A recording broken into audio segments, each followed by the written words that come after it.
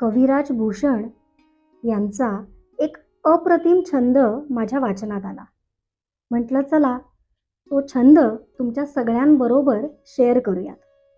आधी छंद वाचते आणि मग त्याचा अर्थ सांगते. तर छंद असा आहे,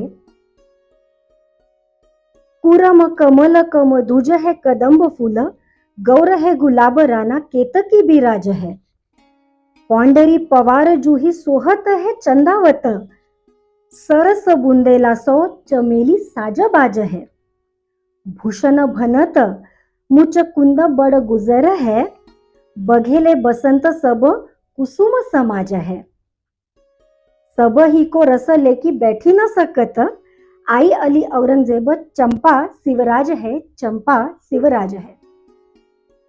या छंदाचा अर्थ इतिहासकार निनाद बेडेकर यांनी खूप छान सांगितलं आहे. तर त्यांनी असं लिहिलं आहे की ह्या छंदामध्ये कविराज भूषण यांनी प्रत्येक राजाला एका फुलाची उपमा दिलेली आहे. ते असं म्हणतात की जयपूरचे जे कुर्मा अवतारी कछव आहेत हे कमळाच्या फुलाप्रमाणे आहेत, जोधपूरचे कदंबाप्रमाणे आहेत, गौड हे जे राजे आहेत ते गुलाब या फुलाप्रमाणे आहेत, तर चित्तोडचे राणा हे केतकी या फुलाप्रमाणे आहेत, पवार पंढरीच्या फुलाप्रमाणे, तर चंदावत राजे जुईच्या फुलाप्रमाणे आहेत, बुंदेलचे राजे चमेली तर गुजर हे कुंदाच्या फुलाप्रमाणे आहेत. आता फूल म्हटलं की त्या फुलामधला मध जो असतो तो भ्रमर गोळा करतो, बरोबर. सो भुंगा जसा प्रत्येक फुलातून मध गोळा करतो तसाच औरंगजेब सुद्धा सगळ्यांकडनं कर गोळा करतो.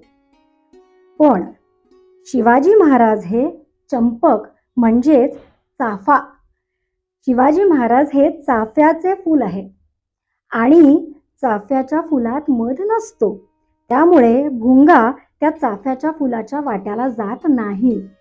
तसंच औरंगजेब हा शिवाजी महाराजांच्या वाटेला कधीही जात नाही. असा हा अप्रतिम छंद की ज्याच्यामध्ये कविराज भूषण यांचे उत्तम निरीक्षण आपल्याला पाहायला मिळते. अशीच उपयुक्त माहिती तुम्हाला जाणून घ्यायची असेल तर सबस्क्राईब करा, फॉलो करा कॅज्युअल गप्पा विथ नेहा.